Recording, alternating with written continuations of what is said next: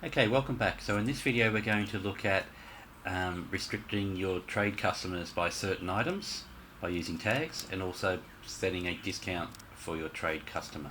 Okay, and we do all this through tags. So if we go down to our tags, I've already created one called Trader, which has a 15% discount.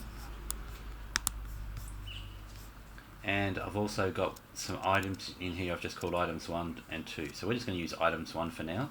So we're going to go back to our trade accounts. I'm going to put the trader one for the 15% discount up under the set discount tag, and here we're going to use the items 1. So with items 1, it just means that they're now going to be restricted to any items that have that tag on it, rather than access to all items. So if we have a look under our items tab, and if I call up 6111 LWH,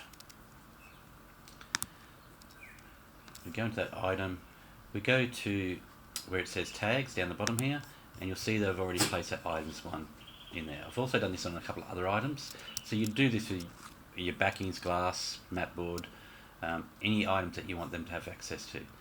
Okay, so we're now going to go back to our trader account, and we're going to create a new job. So we're going to add job, put an amount in there. So under frames, if I start typing in 6111 or 11, you'll see I've only got access to that 6111 LWH, no other colours under the 6111 except for the LWH. Okay, so I'll use that one, and under glass I had a couple in there. I had TV UV and the TV CC, so we'll just use that one. I'm just going to update and close that one. So you can see how the tags restricted what items they could use.